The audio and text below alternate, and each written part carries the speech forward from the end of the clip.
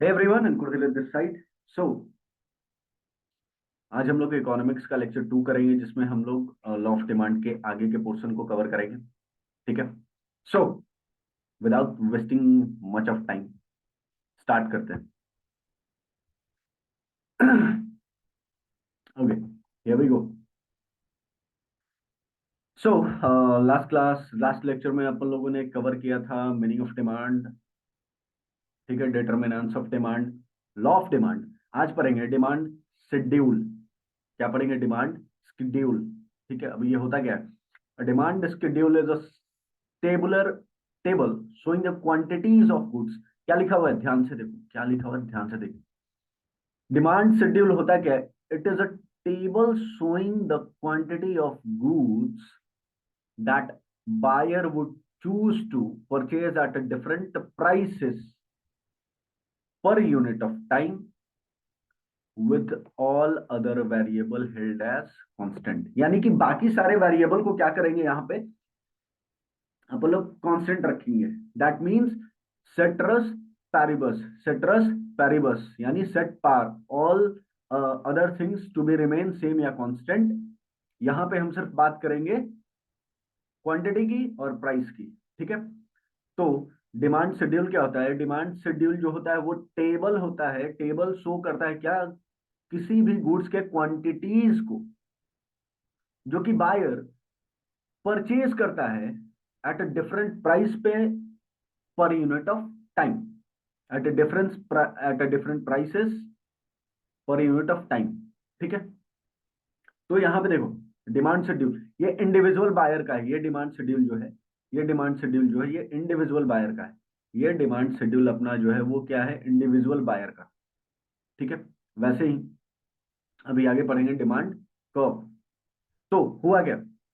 ये demand schedule show कर रहा है कि कोई ये टेबल रिप्रेजेंटेशन है किसी गुड्स का और उसके रेस्पेक्टिव क्वांटिटी का और क्या प्राइस का। जैसे कि ए है कोई गुड्स जिसका प्राइस है 60 रुपीज, आइसक्रीम है जिसका प्राइस है 60 रुपीज, बट उस पर कोई परचेज करना नहीं चाहता। ठीक है। वैसे ही धीरे धीरे एक ग्रेजुअली क्या हो रहा है? डिक्रीज हो रहा है, जिसकी वजह से क्वांटिटी इंक्रीज हो रहा है। Law of demand. ओके, अब डिमांड कर्व क्या होता है? What is the meaning of demand curve?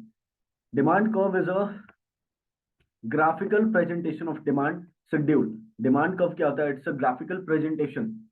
यानी कि जब डिमांड शेड्यूल को, यानी कि जब डिमांड शेड्यूल के टेबल को अपन क्या करेंगे? ग्राफ पे प्रेजेंट करेंगे। जब टेबल को ग्राफ पे प्रेजेंट करेंगे उसको क्या बोलेंगे? Demand curve. ठीक है। जिसमें बोल रहा है कि जो वर्टिकल एक्सेस होता है, वर्टिकल एक्सेस होता है उस पे मेजर करते हैं price per unit of goods, and horizontal axis पे मेजर करते हैं quantity of goods. Vertical axis पे price per unit of goods and horizontal axis पे क्वांटिटी ऑफ गुड्स। यानी जो वर्टिकल एक्सिस होगा अपना वो होगा वाई एक्सिस और हॉरिजॉन्टल होगा वो होगा एक्स एक्सिस। तो मैं दिखाता हूं ग्राफ तुमको। ओके, ये देखो ग्राफ, ये देखो ग्राफ क्या है? प्राइस को अपन कहां पे रखे? वर्टिकल एक्सिस पे यानी वाई एक्सिस पे, और यहाँ एक्स एक्सिस पे यानी कि हॉरिजॉन्टल एक्सिस पे किसको रखा अपन ने? हॉरिजॉन्टल एक्सिस पे रखा क्वांटिटी को। ठीक है।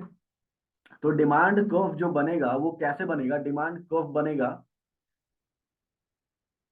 Downward from left to right. Downward from left to right, downward from left to right का मतलब ऊपर से नीचे की ओर ग्राफ आएगा। ग्राफ कैसे आएगा? Top to bottom. Got it? Okay. इसी कर्व को क्या बोलते हैं? Demand curve. इसी कर्व को क्या बोलते हैं? Demand curve. क्लियर है? हाँ जी। Okay, now market demand schedule. अभी अपन ने पढ़ा था इंडिविजुअल का। अभी अपन ने किसके बारे में पढ़ा था? इंडिविजुअल का। Now we are going to study about market. Now we are study about market, market demand schedule. Market demand for a commodity gives the alternative amount of commodity demanded per time period at a various alternative prices by all the buyer in the market. क्या बोल रहा है? In other words, is the total quantity that all buyer of a commodity are willing to buy per unit of time at a given price. ठीक है, यहां पे भी other things क्या होगा, अदर थिंग्स रिमेन कांस्टेंट, यानी कि यहां पे भी सेटरस पैरेबस लागू होगा। तो मार्केट डिमांड का क्या, मार्केट डिमांड शेड्यूल क्या बोलता है कि टोटल क्वांटिटी, किसके बारे में, टोटल क्वांटिटी जो कि बायर मार्केट से कमोडिटी को परचेज करते हैं एट वेरियस ऑल्टरनेटिव प्राइसेस के ऊपर एंड गिवन टाइम में, उसको बोलते हैं क्या, उसके प्रेजेंटेशन को क्या बोलते हैं, उसके टेबुलर प्रेजेंटेशन को क्या बोलते हैं, मार्केट डिमांड शेड्यूल। जब इसी मार्केट डिमांड शेड्यूल को कहां पे प्लॉट करेंगे, जब इसी मार्केट डिमांड शेड्यूल को कहां पे प्लॉट करेंगे, ग्राफ पे, तो वो कहलाएगा मार्केट डिमांड कर्व, वो कहलाएगा मार्केट डिमांड कर्व। क्लियर है? ओके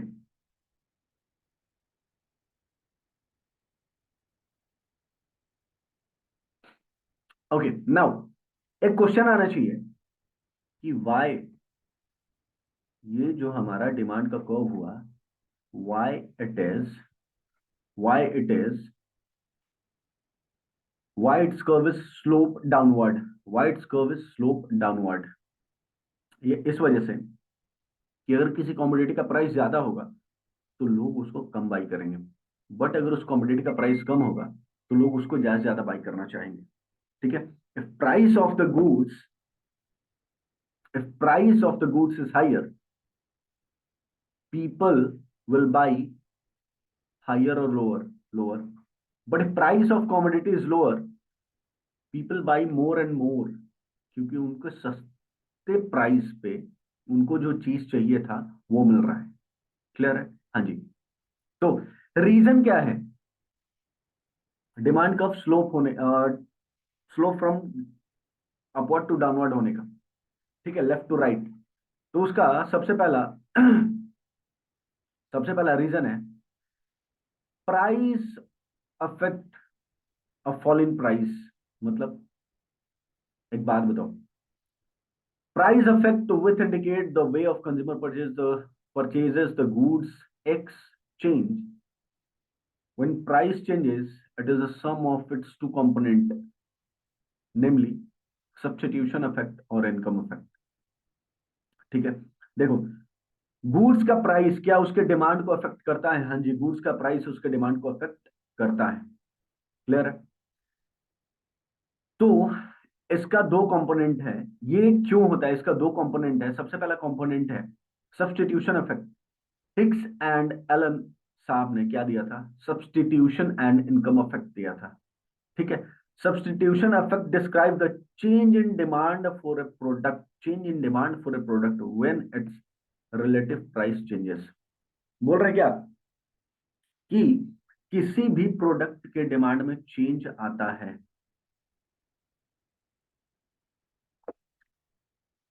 प्रोडक्ट के डिमांड में चेंज कब आएगा? जब उस प्रोडक्ट का रिलेटिवली प्राइस क्या होगा? चेंज होगा। प्रोडक्ट के डिमांड में चेंज कब आएगा? जब उस प्रोडक्ट का प्राइस क्या होगा? Change. When the price of commodity falls, the price ratio between its items changes and become relatively cheaper than other commodities. बोल रहा है कि किसी कमोडिटी का प्राइस अगर गिर रहा है, फॉल कर रहा है, क्या हो रहा है? फॉल कर रहा है, तो वो कमोडिटी अदर कमोडिटी के तुलना में क्या हो जाएगा? चीपर। क्या हो जाएगा? चीपर, सस्ता। क्या हो जाएगा? सस्ता। ठीक है, assuming that the price of all other commodity remains constant। यहाँ पे कांस्टेंट क्या रखा है?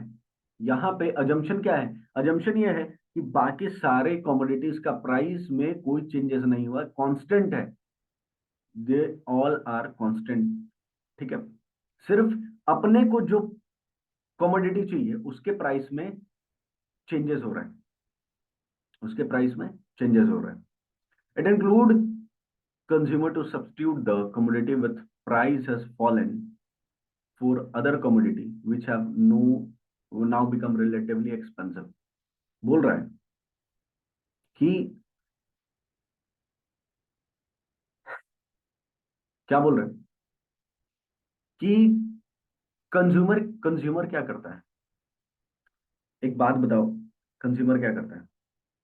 अगर किसी गुड्स का प्राइस घट रहा है, बाकी सारे गुड्स के प्राइस में कोई चेंजेस नहीं आ रहा है, ठीक है, तो बाकी गुड्स के तुलना में, बाकी गुड्स के तुलना में अपन जो गुड्स कंज्यूम कर रहे थे वो तो रिलेटिवली चीपर हो गया, यानी हमारा गुड्स क्या हो गया, चीपर, और जिसमें चेंजेस ही नहीं हुआ वो हो गया हमारे लिए एक्सपेंसिव।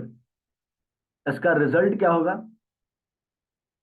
इसका रिजल्ट क्या होगा, इसका रिजल्ट ये होगा कि the result is that the total demand for a commodity whose price has fallen increases. क्या हो जाएगा, डिमांड बढ़ जाएगा, किसका, उस गुड्स का जिसका प्राइस चेंज हुआ है, उस गुड्स का जिसका प्राइस चेंज हुआ है, ठीक है, इसको बोलते हैं सब्सटीट्यूशन इफेक्ट। इसको क्या बोलते हैं, substitution effect. Substitution effect always positive होगा, सब्सटीट्यूशन इफेक्ट ऑलवेज पॉजिटिव होगा। अगर मैं सिंपली बोलूं व्हाई इट इज सब्सटीट्यूशन, क्योंकि it substitute the one commodity from other commodity, एक कमोडिटी को सब्सटीट्यूट कर दिया किसी और दूसरे कमोडिटी ने, यानी एक के बदले दूसरा, that is why it is called substitution effect. एक बात बताओ, अगर चाय का प्राइस, कॉफी का प्राइस वही है 10 रुपया, से फॉर एग्जाम्पल, ठीक है, let's take an example, coffee का प्राइस 10 रुपया है, चाय का प्राइस भी 10 रुपया था, कॉफी का प्राइस 6 रुपए हो गए, 6 नहीं 7 मान लो, कॉफी का प्राइस 7 रुपया हो गया, तो कॉफी की तुलना में चाय क्या हो गया, रिलेटिवली चीपर, एंड कॉफी क्या हो गया, एक्सपेंसिव। तो पीपल, लोग क्या पसंद करेंगे, लोग क्या पसंद करेंगे, लोग क्या पसंद करेंगे, लोग पसंद करेंगे कि भैया जो लोग कॉफी पी रहे थे वो भी तो शिफ्ट हो जाएंगे कहाँ पे, चाय पे। क्लियर है? हाँ जी, okay. And next one is income effect. अगला क्या, इनकम इफेक्ट बोलता है in the increase in demand on account of increase in real income is known as income effect. बोलता है क्या, अगर किसी इंडिविजुअल का इनकम बढ़ गया तो उसका डिमांड भी बढ़ जाएगा। अगर किसी इंडिविजुअल का इनकम बढ़ गया तो उसका डिमांड भी बढ़ जाएगा। ये तो सिंपल सी बात है। पहले आपको 10,000 रुपये मिलते थे तो आपका डिमांड 1,000 रुपये के अकॉर्डिंग होता था। अगर आपको 2,000 रुपये दिया जाए, आपका डिमांड ऑटोमेटिक बढ़ जाएगा, वो शिफ्ट हो जाएगा कहाँ पे, 2,000 रुपये, कहाँ पे शिफ्ट हो जाएगा, 2,000 रुपये पे। ठीक है, हाँ जी। यानी कि अगर लोगों के पास ज्यादा पैसे हो तो वो ज्यादा डिमांड करेंगे, अगर लोगों के पास कम पैसे हो तो वो कम डिमांड करते हैं। क्लियर है? हाँ। Now utilize maximizing behaviour of consumer. A consumer is in equilibrium. What is the meaning of equilibrium? जहां पे उसको मैक्सिमम सेटिस्फैक्शन मिल रहा है, दैट इज, जहां पे कंज्यूमर को मैक्सिमम सेटिस्फैक्शन मिलेगा वो इक्विलिब्रियम पे होगा। अब हुआ क्या, when the marginal utility of a commodity and its price equalize, क्या बोला, सेटिस्फैक्शन जो है, सेटिस्फैक्शन अपने को जो मिल रहा है वो मेरे प्राइस के अकॉर्डिंग सही है, तो उस स्टेट को बोलते हैं इक्विलिब्रियम स्टेट। यानी कि जितना रुपए आप स्पेंड कर रहे हैं, आपको उस पैसे के अकॉर्डिंग आपको क्या मिल रहा है, सेटिस्फैक्शन मिल रहा है, तो उसको बोलते हैं इक्विलिब्रियम स्टेट। तो बोला क्या, जहां पे किसी कमोडिटी का मार्जिनल यूटिलिटी उसके प्राइस के इक्वल हो जाए, जहां पे किसी कमोडिटी का मार्जिनल, जहां पे किसी कमोडिटी का मार्जिनल यूटिलिटी उसके प्राइस के इक्वल हो जाए, वो स्टेट कौन सा स्टेट होता है, इक्विलिब्रियम का स्टेट होता है। जहां पे यूटिलिटी और प्राइस दोनों क्या हो गए, इक्वल, जहां पे यूटिलिटी और प्राइस दोनों क्या हो गए, इक्वल। ठीक है, इसके ऊपर एल्फ्रेड मार्शल साहब ने एक थियरी दिया है, डिमिनिशिंग मार्जिनल यूटिलिटी का, डीएमयू का थियरी दिया है, वो अपन लोग आगे पढ़ेंगे। ठीक है, अभी ये पढ़ते हैं। व्हाट इज स्लोप डाउनवर्ड, इसका दूसरा पॉइंट क्लियर हुआ। क्यों? जैसे जैसे मार्जिनल क्या हुआ, मार्जिनल यूटिलिटी क्या हुआ, जैसे जैसे अपन ने एडिशनल यूटिलिटी कंज्यूम करना स्टार्ट किया, जैसे जैसे अपन एडिशनल कॉमोडिटी का क्वांटिटी बढ़ाते गए, एडिशनली उसको कंज्यूम करते गए, पहले एक किए थे, फिर दो किए, फिर तीन किए, फिर चार किए, ऐसे करते करते होगा क्या कि गुड्स का प्राइस उसके कॉमोडिटी के यूटिलिटी के इक्वल हो जाएगा। Okay, now arrival of new consumer, अरे मार्केट में जैसे जैसे नए नए कंज्यूमर आते जाएंगे, मार्केट में नए कंज्यूमर आते जाएंगे, ठीक है, तो गुड्स का प्राइस कम होता जाएगा। Okay, and different uses, many commodity have different and multiple uses. देखो, अगर किसी गुड्स का मल्टीपल यूज है उसका प्राइस कम होगा भाई। जैसे मिल्क, इलेक्ट्रिसिटी, क्या इलेक्ट्रिसिटी सिर्फ बल्ब जलाने के लिए, पंखे चलाने के लिए यूज होता है, या डिफरेंट प्लेस पे उसका यूज होता है? तो वो यूज होता है डिफरेंट प्लेस पे। ठीक, इस वजह से क्या होगा, उसका यूज बढ़ता गया तो उसका प्राइस गिरता जाएगा। ठीक है,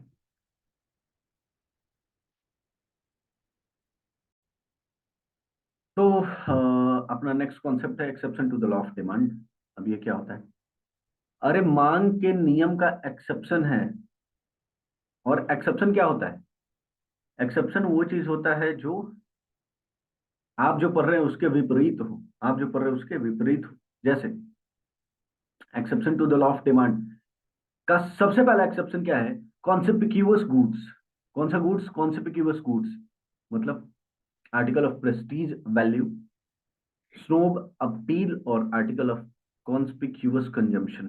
तीन नाम से इसको जाना जाता है। ठीक है, तीन नाम से जाना जाता है, प्रेस्टीज वैल्यू, स्नो अपील, और आर्टिकल ऑफ कॉन्स्पिक्यूअस कंजम्पशन।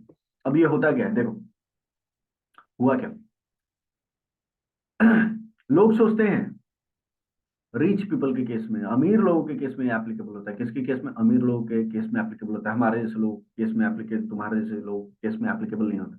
हुआ क्या कि अमीर लोग क्या सोचते हैं, अगर किसी गुड्स का प्राइस बढ़ रहा है, बढ़ने दो यार, फिर बाई करेंगे। वाई? क्योंकि उनके पास बहुत पैसे हैं, उनको फर्क नहीं पड़ता कि डिमांड कम है या ज्यादा, सॉरी, प्राइस कम है या ज्यादा। ज्यादा प्राइस पे परचेज करेंगे तो भैया उनका सोसाइटी में इज्जत ज्यादा होगा। आई थिंक ये वही सोचते हैं। ठीक है, से फॉर एग्जाम्पल आईफोन 14 आया है, ठीक है, आईफोन 14 मैक्स प्रो, और मैं बताता हूँ अभी उसकी प्राइस क्या है। ठीक है, wait wait wait wait, iPhone,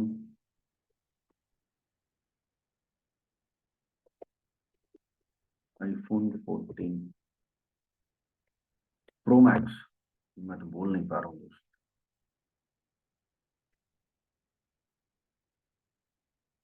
price, अब देखो क्या सर्च किया मैंने, iPhone pro, iPhone 14 pro max price क्या है? 1,89,900। दैट मीन्स, ठीक है, इसका मतलब क्या हुआ, मतलब ये महंगा फोन है, अमीर लोग खरीदना इसको पसंद करेंगे। वाई? क्योंकि उनके प्रेस्टीज का सवाल है।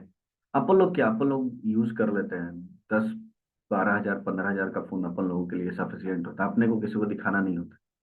बट सोसाइटी में ऐसा लगता है लोगों को कि अगर उनके पास, अगर किसी के पास महंगे आर्टिकल हैं, गाड़ियां हैं, तो उनको सोसाइटी में ज्यादा इज्जत मिलता है। लोग यही देखते हैं कि आपके पास क्या है। ठीक है, आपके पास मटेरियलिस्टिक चीजें क्या है, आपके पास बहुत नॉलेज है, आपकी सोसाइटी में उतनी वैल्यू नहीं होगी। बट कोई कॉन्ट्रैक्टर है, ठीक है, रोड वोड बनाता है, उसके पास पैसे भी बहुत सारे हैं, नॉलेज नहीं है, पैसे बहुत सारे हैं, ठीक है, महंगी महंगी गाड़ियां हैं, महंगे फोन है, ब्रांडेड, ऊपर से लेके नीचे तक ब्रांडेड ही कपड़े पहनता है, जो भी आर्टिकल है सब ब्रांडेड है, जो भी मटेरियलिस्टिक चीजें हैं वो ब्रांडेड है। लोग उसको ज्यादा इज्जत देंगे, क्यों? क्योंकि वो भाई कॉन्सेपिक्यूवस गुड्स को कंज्यूम कर रहा है, ठीक है। ओके, तो कॉन्सेपिक्यूवस गुड्स को वेबलन अफेक्ट भी बोलते हैं, इसको वेबलन अफेक्ट बोलते हैं, कॉन्सेपिक्यूवस कंजम्पशन को वेबलन अफेक्ट बोलते हैं या प्रेस्टीज गुड्स अफेक्ट बोलते हैं, ठीक है।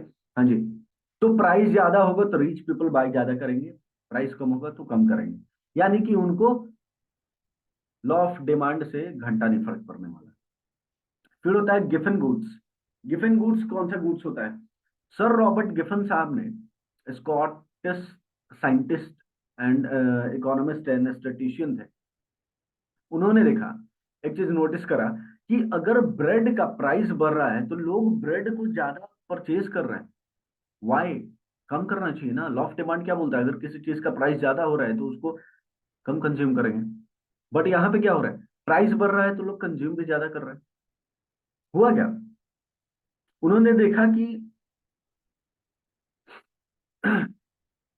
जो गरीब लोग हैं, कौन लोग, अब यहाँ पे गरीबों की बात हो रही है, जो गरीब लोग हैं वो क्या कर रहे हैं, उनका परचेजिंग पावर क्या है, कम है ना, वो ब्रेड और मीट दोनों कंज्यूम करते थे, ब्रेड और मीट दोनों कंज्यूम करते थे अपने इनकम के प्रोपोर्शनेट में।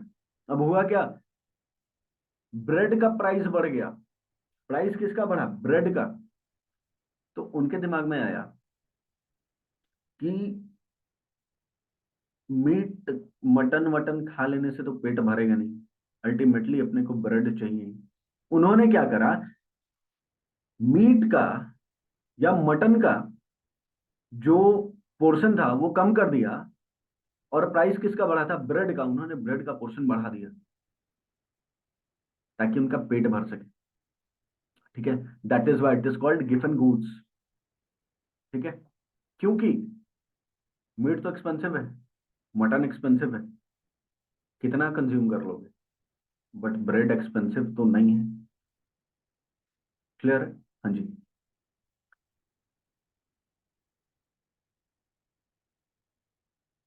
और इसको सर रॉबर्ट गिफन साहब ने दिया था, इसी वजह से इसको गिफन गुड्स बोलते। Sorry, next, conspicuous necessity. The demand for a certain goods is affected by demonstration effect and the consumption pattern of the social group to which the individual belong. These goods, due to their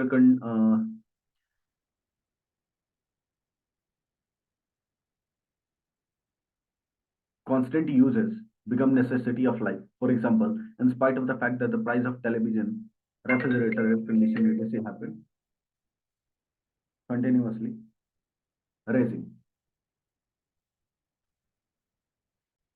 So we are talking about conspicuous necessity, यानी वो चीजें जो हमारे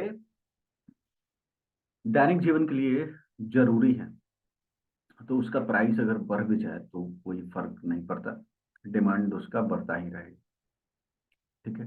क्योंकि लोग क्या सोचते हैं, अगर प्राइस ज्यादा हो रहा है तो हो सकता है कि और प्राइस कहीं और ज्यादा ना हो जाए, इसकी वजह से वो लोग खरीद लेते, परचेस कर लेते हैं। ये नेसेसिटी है, ये चीजें नेसेसिटी है, ये लोगों को चाहिए ही चाहिए। फिर फ्यूचर एक्सपेक्टेशन अबाउट प्राइस। कभी कभी देखा होगा, ऐसा होता है कि मान लो प्याज का प्राइस बढ़ रहा है तो लोग ज्यादा ज्यादा परचेज करके अपने पास स्टोर करना स्टार्ट कर देते हैं, क्यों? ताकि हो सकता है कि आज 5 रुपए बढ़े हों, कल 5 रुपए बढ़ा, परसों 5 रुपए और ना बढ़ जाए, तो प्राइस तो कंटिन्यूअसली बढ़ रहा है, तो वो लोग सोचते हैं क्या, माइंडसेट क्या है, परचेज करके स्टोर कर लो, एटलीस्ट ज्यादा प्राइस पे खरीदना तो नहीं पड़ेगा। तो ये होता है फ्यूचर एक्सपेक्टेशन अबाउट प्राइसेस, ठीक है। Now next one is incomplete information and irrational behavior. It has been derived assuming customer to be rational and knowledgeable about market condition. However, at time, consumer have incomplete information and therefore make inconsistent decision regarding purchase. Similarly, in practice, a household may demand larger quantity of commodity at even a higher prices because it may ignorant of the ruling price of the commodity. Under such circumstances, the law will not remain valid. क्या बोला है कि incomplete information था house hold के पास या irrational behaviour की वजह से उन्होंने क्या किया कि ज्यादा क्वांटिटी में गुड्स को परचेज कर लिया जो कि उनको चाहिए नहीं था। अब हुआ क्या, लार्जर क्वांटिटी परचेज कर लिए हायर प्राइस पे, अब कुछ कर भी नहीं सकते। तो यहाँ पे लॉ ऑफ डिमांड काम नहीं करता है, ये हो जाता है exception to the law of demand. Now demand for necessity, बेटा ऊपर कॉन्सिपिक्यूअस नेसेसिटी था, कॉन्सिपिक्यूअस नेसेसिटी में एग्जांपल में क्या आया था, price of television set, refrigerator, air condition, ETC. I am not talking about necessities, I am talking about conspicuous necessity. ठीक है, अब मैं बात कर रहा हूं नेसेसरीज के बारे में। ऊपर नेसेसिटीज था, यहाँ पे नेसेसरीज है। क्या बोल रहा है, the law of demand does not apply much in case of necessaries of life irrespective of the price changes, people have to consume the minimum quantity of necessary commodity. जो चीजें बाबू चाहिए ही चाहिए जीवन यापन के लिए, उसका प्राइस बढ़े या घटे, वो लोगों के डिमांड को वो नहीं कर पाता। लॉ ऑफ डिमांड के अकॉर्डिंग वो नहीं चला पाता, वहां पे होना ही है। फिर होता है speculative goods. Generally share market में देखा जाता है अगर गुड्स का क्या हो रहा है, अगर शेयर और स्टॉक का प्राइस बढ़ता जा रहा है तो लोग ज्यादा से ज्यादा प्राइस क्या कर लेते हैं, गुड्स को परचेज कर लेते हैं एज कंपेयर की प्राइस घटा हुआ। ठीक है, तो ये था हमारा सेकंड लेक्चर जो यहाँ पे होता है कंप्लीट। ठीक है, अब लोग थर्ड लेक्चर करेंगे, उसमें पढ़ेंगे expansion and contraction, expansion and contraction of demand and increase and decrease in demand. ठीक है, तब तक के लिए tata bye bye, thank you so much for listening. I hope ये वीडियो आपके लिए इंफॉर्मेटिव है। वीडियो आपके लिए इंफॉर्मेटिव है तो लाइक करो, शेयर करो, सब्सक्राइब करो। Thank you so much.